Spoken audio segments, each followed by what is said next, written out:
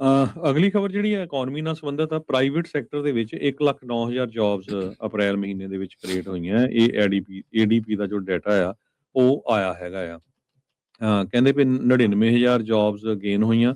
Prior month ਦੇ ਵਿੱਚ 62,000 ਦੱਸਿਆ ਸੀ, ਉਹਨੂੰ ਕਰੈਕਟ ਕੀਤਾ ਗਿਆ 61,000 ਤੱਕ ਦੱਸਿਆ ਗਿਆ ਆ। ਸੋ ਨੈਗੇਟਿਵ ਸਾਈਡ ਕਹਿੰਦੇ ਪ੍ਰੋਫੈਸ਼ਨਲ ਤੇ ਬਿਜ਼ਨਸ ਸਰਵਿਸ ਨੇ 8,000 ਜੌਬਸ ਲੂਜ਼ ਕੀਤੀਆਂ ਤੇ 1,000 ਹੀ ਕ੍ਰੀਏਟ ਕੀਤੀਆਂ। ਜਿਹੜੇ ਵੱਡੇ ਬਿਜ਼ਨੈਸਸ ਆ, ਵੱਡੀਆਂ ਕੰਪਨੀਆਂ ਜਿਨ੍ਹਾਂ ਦੇ ਕੋਲ 500 ਤੋਂ ਵੱਧ EMPLOYE ਆ, ਉੱਥੇ 42,000 ਜੌਬਾਂ ਗੇਨ ਹੋਈਆਂ ਹੈਗੀਆਂ ਅਪ੍ਰੈਲ ਮਹੀਨੇ 'ਚ। ਤੇ ਜਿਹੜੇ 50 ਤੋਂ ਲੈ ਕੇ 499 EMPLOYEਜ਼ ਤੱਕ ਦੇ ਬਿਜ਼ਨੈਸ ਆ, ਉੱਥੇ 2,000 ਜੌਬਸ ਕ੍ਰੀਏਟ ਹੋਈਆਂ। ਤੇ ਜਿਨ੍ਹਾਂ ਦੇ 50 ਤੋਂ ਘੱਟ EMPLOYEਜ਼ ਆ, ਉੱਥੇ 65,000 ਜੌਬਸ ਕ੍ਰੀਏਟ ਹੋਈਆਂ। ਸੋ ਜਿੱਦਾਂ ਮੈਂ ਹਮੇਸ਼ਾ ਹੀ ਕਹਿੰਦਾ ਹੁੰਦਾ ਵੀ ਜਿਹੜਾ ਅਮਰੀਕਾ ਦੇ ਵਿੱਚ ਜਿਹੜੇ ਸਮਾਲ ਬਿਜ਼ਨੈਸਸ ਆ, ਉਹ one of the biggest EMPLOYER ਹੈਗੇ ਆ। ਸੋ ਇਹ ਜਿਹੜਾ ਡਾਟਾ ਸ਼ੋ ਕਰ ਰਿਹਾ ਥੋੜਾ ਜਿਹਾ ਆਪਾਂ ਗੁੱਡ ਡਾਇਰੈਕਸ਼ਨ ਵੱਲ ਜਾ ਰਹੇ ਹਾਂ ਜੀ।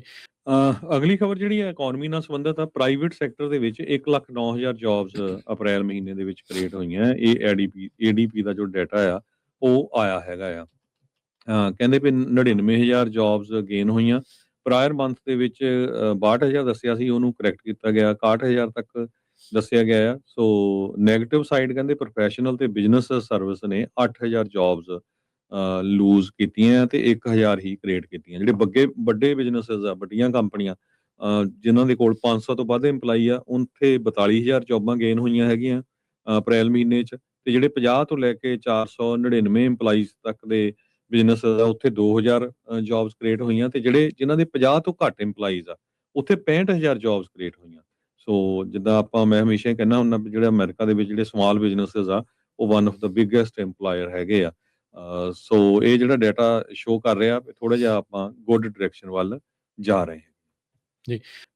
ਅਗਲੀ ਖਬਰ ਜਿਹੜੀ ਹੈ ਇਕਨੋਮੀ ਨਾਲ ਸੰਬੰਧਿਤ ਆ। ਪ੍ਰਾਈਵੇਟ ਸੈਕਟਰ ਦੇ ਵਿੱਚ 1,09,000 ਜੌਬਸ ਅਪ੍ਰੈਲ ਮਹੀਨੇ ਦੇ ਵਿੱਚ ਕ੍ਰੀਏਟ ਹੋਈਆਂ। ਇਹ ਏਡੀਪੀ ਦਾ ਜੋ ਡਾਟਾ ਆ ਉਹ ਆਇਆ ਹੈਗਾ ਆ। ਕਹਿੰਦੇ ਵੀ 99,000 ਜੌਬਸ ਗੇਨ ਹੋਈਆਂ।